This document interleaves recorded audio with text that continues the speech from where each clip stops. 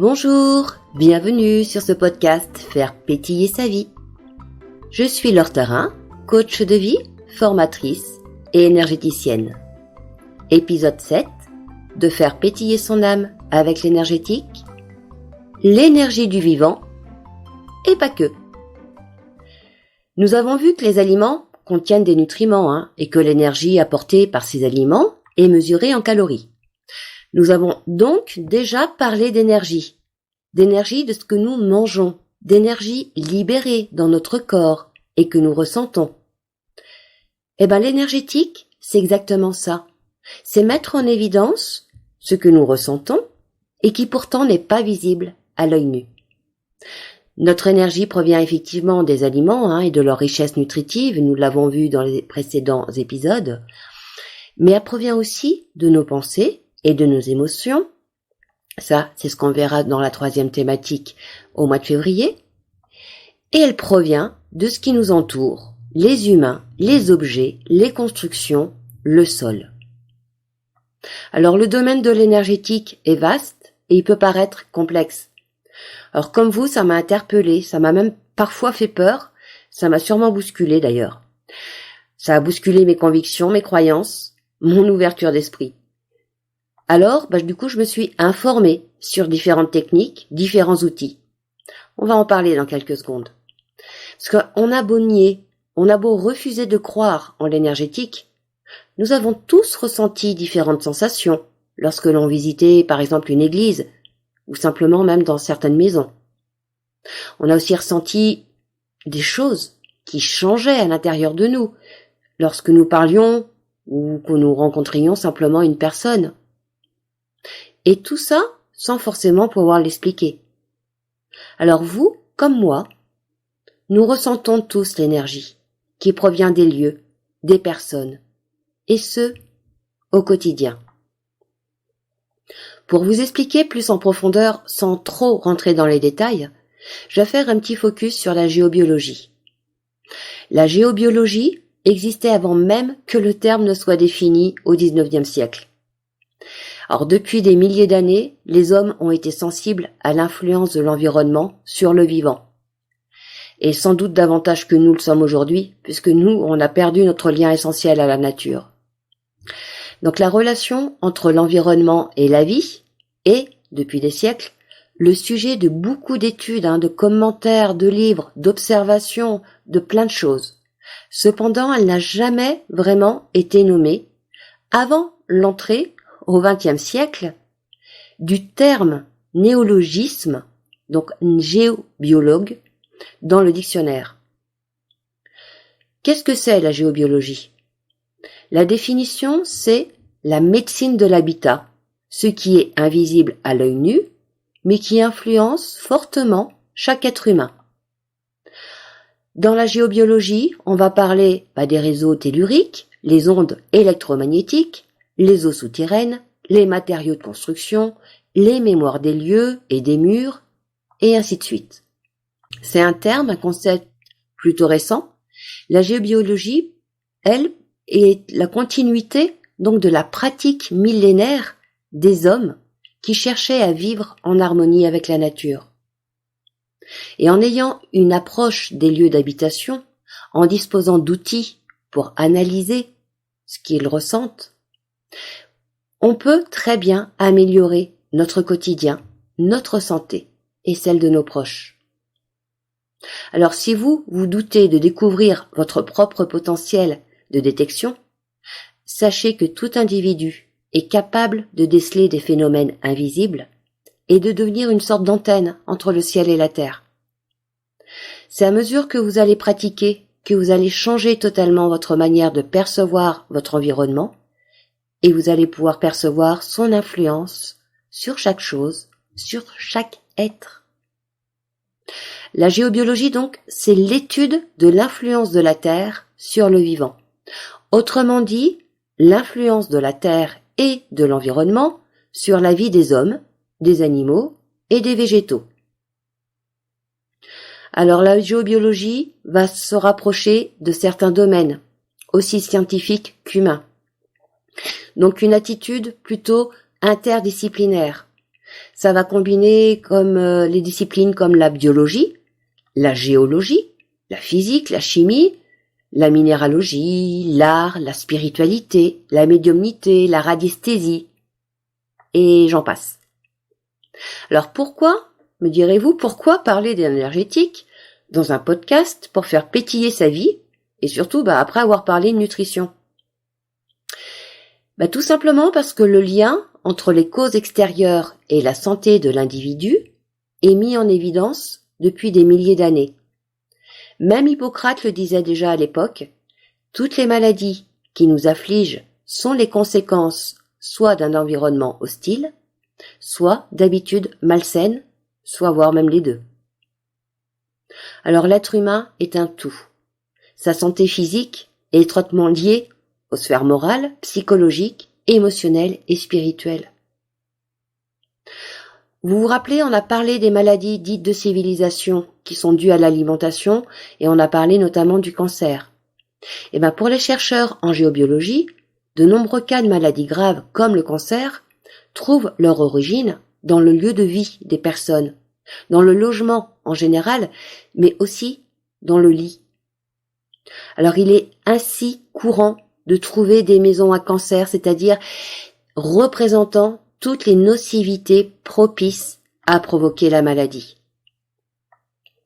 Alors il n'y a pas que la géobiologie, il y a aussi les autres techniques énergétiques comme le reiki, le chamanisme. Je vais vous parler surtout de ce que je connais, de ce que je pratique. Donc toutes ces techniques vont proposer des réponses possibles aux différentes questions et aux dysfonctionnements de cet ordre. Toutes celles qui demeurent en fait sans explication rationnelle et claire.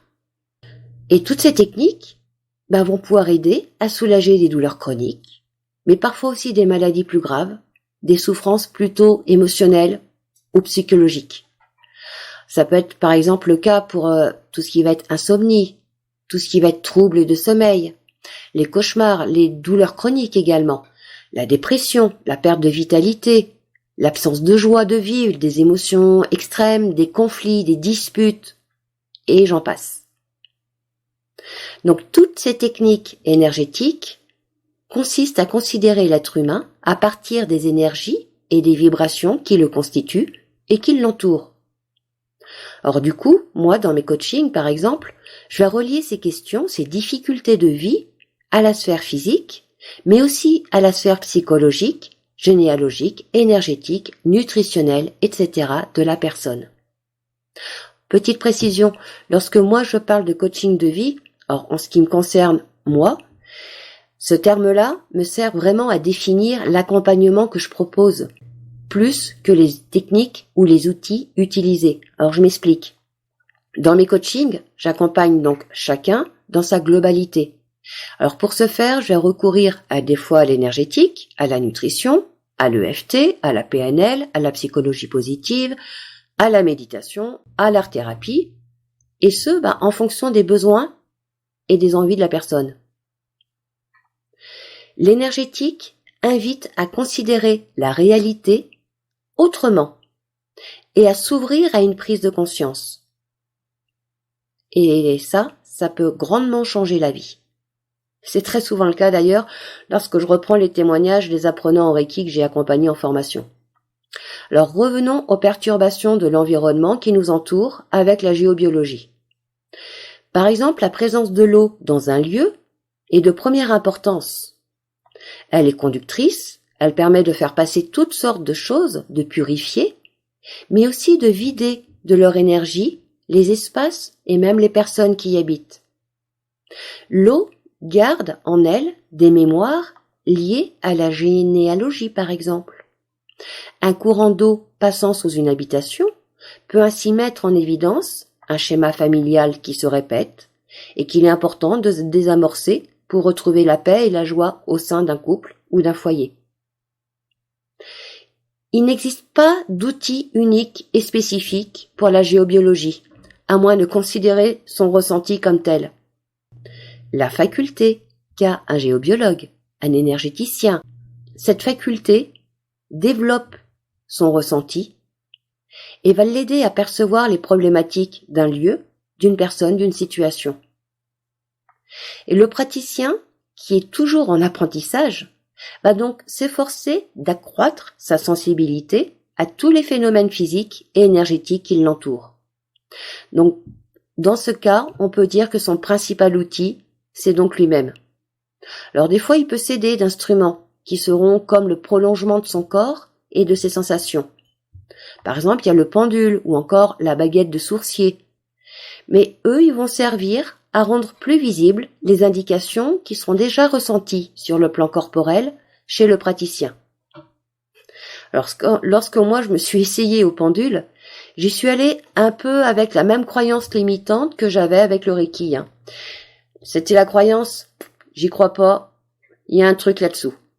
Alors j'arrive donc en stage, car j'ai appris depuis à me connaître, et à chaque fois qu'il y a un j'y crois pas, je sais en fait qu'il s'agit de mon mental, de mon ego, et qu'il m'appartient de faire la démarche inverse, donc d'y aller et de tester, pour soit donner raison à mon ego, soit ouvrir mon champ des possibles, comme j'aime l'appeler, en sortant de la croyance limitante, justement. Et là, ce fut encore le cas pour moi. Donc j'arrive à ce stage, j'écoute les consignes, je respire, je fais tourner mon pendule pour qu'il m'indique comment il me dit oui, puis comment il me dit non. Alors jusque-là, tout va bien. Bon, si ce n'est que mon pendule, lui, il faisait tout pas dans le même sens que les autres. Mais bon, ça, passons. Et arrive le moment où notre formateur nous donne une feuille sur laquelle est dessiné un corps humain, qui est partagé en plusieurs zones, qui représente ce qui est bloqué en nous. Alors je me concentre, je ferme les yeux, je lance mon pendule, je rouvre les yeux, et là, je vois que mon pendule s'arrête sur la sphère mentale, qui correspond au blocage « n'y crois pas ». Alors là, je rougis, j'ai très très honte, bon je rigole aussi beaucoup, et puis je dois expliquer au groupe qu'effectivement, je suis venue à ce stage, car j'y croyais pas en fait. Alors, coup de pied aux fesses à mon ego, à mes croyances, et là, j'ai compris que le pendule avait bien reflété mon subconscient et qu'il m'appartenait de travailler le lâcher-prise, mes croyances, pour m'ouvrir davantage à mon inconscient. Bon, j'ai aussi un peu maudit le pendule, car il m'avait purement balancé aux autres, et ça, c'était pas prévu au programme et j'aimais pas du tout. Mais bref. Alors, si vous aussi vous vous intéressez à l'influence du lieu, des objets et des matières sur votre vie quotidienne, vous avez sans doute aussi entendu parler, ou voire même étudié peut-être, une discipline célèbre et parfaitement complémentaire à la géobiologie qui s'appelle le Feng Shui. Alors les termes Feng Shui, Feng et Shui, désignent en mandarin respectivement le vent et l'eau. Le Feng Shui font référence à une philosophie orientale datant au moins de 5000 ans avant Jésus-Christ. Et c'est une philosophie qui cherche à équilibrer l'énergie du vivant, qui est appelée le Qi, l'énergie entre l'homme et son environnement, notamment à partir des éléments. Alors, il y a une petite distinction entre le Feng Shui et la géobiologie, c'est que le premier est une philosophie relevant de la cosmogonie chinoise et la pensée orientale. La seconde est une tradition rationnelle occidentale qui relève d'une approche méthodique et scientifique à partir d'expérimentation. Mais les deux approches sont parfaitement complémentaires. Alors que vous pratiquiez le Feng Shui, la géobiologie, l'énergétique, le Reiki, le chamanisme, par contre, il y a certaines choses à prendre en considération. Vous devez être particulièrement exigeant envers vous-même pour arriver à des résultats probants. C'est la pratique, la discipline également et la méthode qui sont les clés du travail du praticien. Alors même si vous disposez d'une bonne intuition, d'un certain magnétisme, vous devrez vous en servir adroitement et surtout sérieusement. Soyez prudent. Prudent déjà avec vous-même. Faites attention à votre état de santé avant de pratiquer. Essayez de manger équilibré et sainement. Éliminez toutes les perturbations de votre quotidien. Faites du sport, pratiquez un art. Évitez les excès. Vous pouvez aussi pratiquer régulièrement la méditation, des exercices de concentration. On va y revenir dans un petit moment.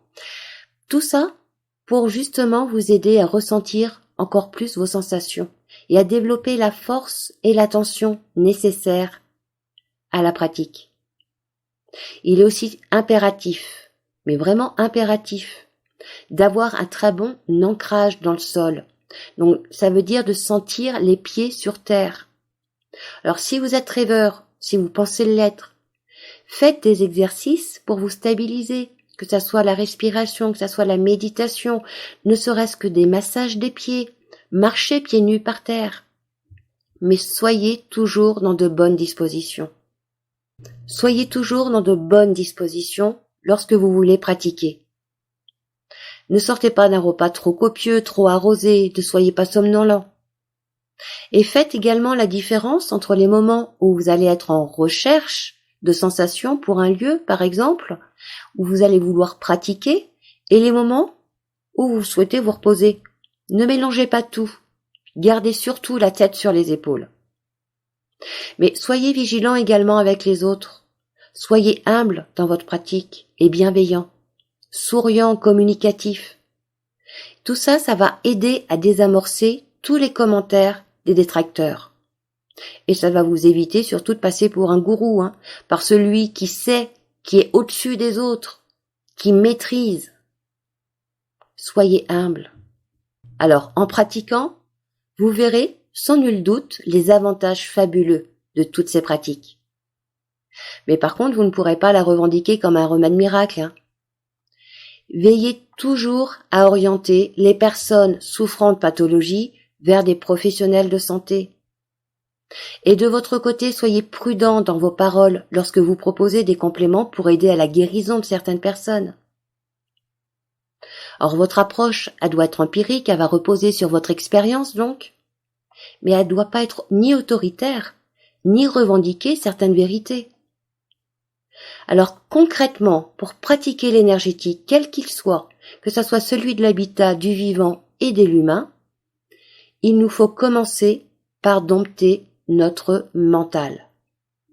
Alors pour ce faire, il existe plusieurs outils que chacun pourra tester et choisir en fonction du moment, en fonction de ses envies, et ainsi de suite. Le premier outil que je partage avec vous pour dompter votre mental, il me vient de l'art-thérapie. Ça s'appelle le Zentangle. Alors il consiste à prendre 10 à 30 minutes au calme avec un papier et un crayon. Et là, laissez exprimer vos préoccupations, vos émotions sur la feuille en ne faisant que des lignes courbes, plus ou moins petites, plus ou moins larges, plus ou moins tarabiscotées. Concentrez-vous juste sur le crayon qui glisse sur le papier, sans vouloir représenter quoi que ce soit. Juste laissez faire. Vous serez surpris du résultat, croyez-moi. Mais le résultat n'est pas l'intérêt de cet exercice. L'intérêt, c'est que pendant que vous faites ça, vous octroyez 10 à 30 minutes de pause à votre mental et à vos pensées. Et ça fait du bien au corps, à la tête, et ça vous permet de vous ouvrir davantage à vos ressentis et aux vibrations qui vous entourent. Un autre moyen, c'est la méditation. Il existe plusieurs sortes de méditation, mais nous y reviendrons dans un futur épisode. Un autre moyen simple et très efficace, c'est la respiration. En prenant quelques minutes pour faire attention à sa respiration, tout en laissant passer ses pensées, on détend le corps, la tête et on s'ouvre à nos ressentis. Voilà pour cet épisode sur la géobiologie et le feng shui. Premier épisode de la thématique faire pétiller son âme avec l'énergétique. Il ne me reste plus qu'à vous souhaiter une belle journée. Je vous dis à la semaine prochaine. Prenez soin de vous et faites pétiller votre vie.